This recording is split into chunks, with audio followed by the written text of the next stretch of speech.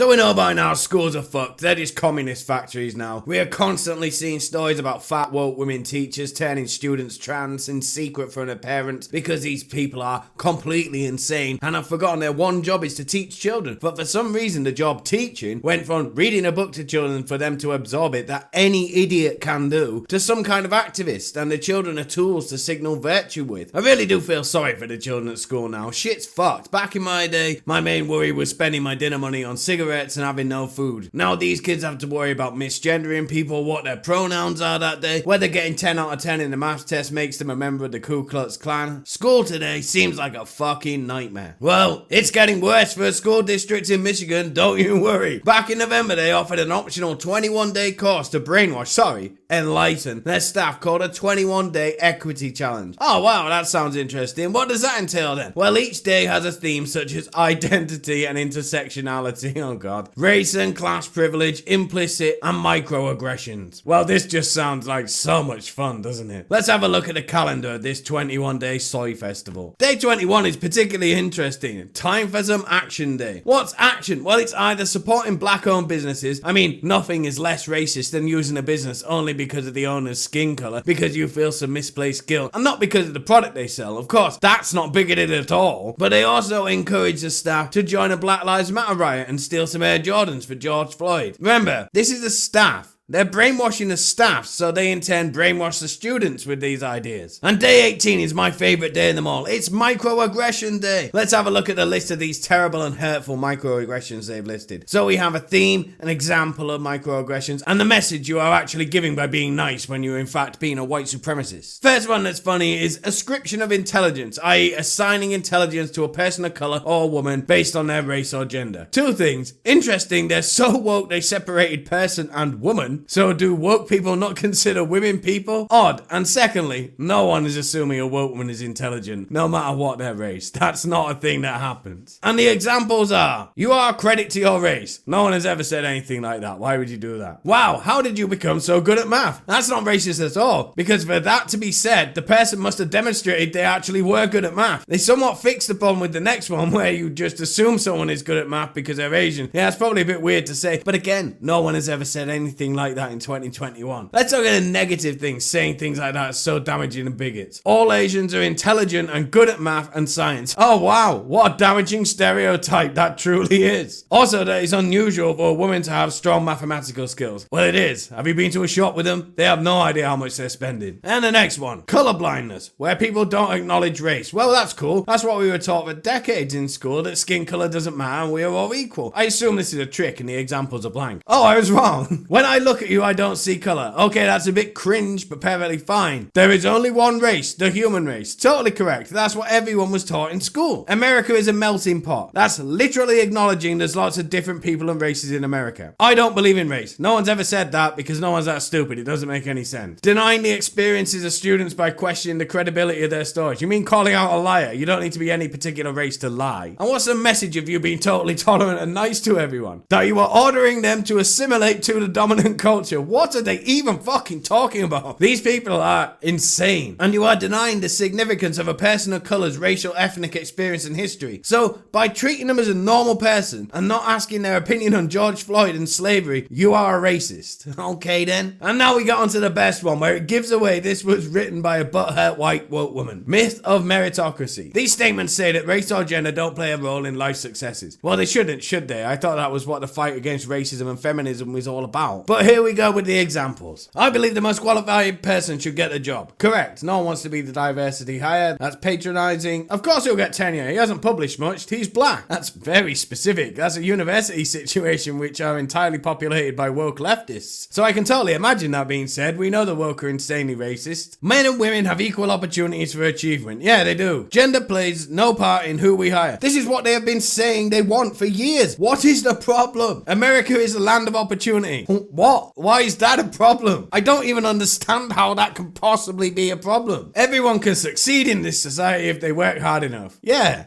They can. Affirmative action is racist. Correct, it is. It treats black people like pets who need a white savior. And let's get to the message that talking common sense actually sends, you horrible transphobic bigots. People of colour are lazy and or incompetent and need to work harder. Nowhere does any of these reasons, aside from the racist woke university professor example, suggest anything like that at all. And here we have the best of the bunch. The playing field is even, so if women cannot make it, the problem is with them. Well, yeah, it is. We have female CEOs now. If you can't make it in your chosen field, it's your fault. Not because you're a woman, but because you're a fucking idiot. So yeah, this is a 21-day program written by a racist, woke, fat woman who got passed up on a promotion and got furious enough to try and brainwash all their colleagues and turn all their students into weird actual little bigots. And they'll probably succeed. Also shows you how easy these people have it. They have hours and hours of time to waste writing about microaggressions of pronouns. Imagine having that much of a pointless life. Fucking microaggressions. Grow the fuck up. That's it for today's video. Don't forget to like and share and subscribe to see more content like this. Thanks, boy.